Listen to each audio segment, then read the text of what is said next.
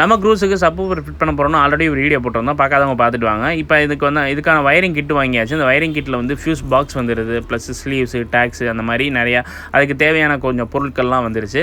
இதை நம்ம என்ன பண்ணணும் அப்படின்றத பார்க்குறதுக்கு முன்னாடி இந்த வயரிங் கிட்டில் என்னென்ன இருக்குதுன்னு பார்த்தீங்கன்னா வந்து ஒரு பாசிட்டிவ் வயரு. இது வந்து பேட்ரி ப்ளஸ்லேருந்து எடுத்து நம்ம ஃபியூஸ் பாக்ஸில் கொடுத்து ஃபியூஸ் பாக்ஸ்லேருந்து ஒரு கனெக்ட் எடுத்துகிட்டு போய் நம்ம சப்வூஃபரில் இந்த பாசிட்டிவ் கொடுக்கறதுக்கான 12 வோல்ட் சாக்கெட்டில் கொடுத்துடணும். அந்த REMனு ஒன்று இருக்கும், அது என்னன்னு பார்த்தீங்கன்னா இக்னிஷனுக்கான ஒரு பவர் சப்ளை. அதை வந்து நம்ம மியூசிக் பிளேயரில் அந்த ரெட் கலரில் இருக்கும் பாருங்கள், அதுலேருந்து எடுத்துக்கலாம். இது பழைய மாடல்ன்றதுனால இதில் வந்து சப்வூஃபருக்கான அவுட்புட் இல்லை. அதனால் இந்த மாதிரி ஒரு கனெக்டர் ஒன்று வாங்கி இதிலேருந்து நம்ம சப்வூஃபருக்கு வந்து லெஃப்ட்டு ரைட்டுன்றதை கொடுக்கணும். இப்போ இந்த கனெக்ஷனையும் கரெக்டாக பண்ணியாச்சு. சப்வூஃபருக்கான 12 வோல்ட்டு பவரும் எடுத்தாச்சு, ப்ளஸ்ஸு இக்னிஷன் பவரும் எடுத்தாச்சு.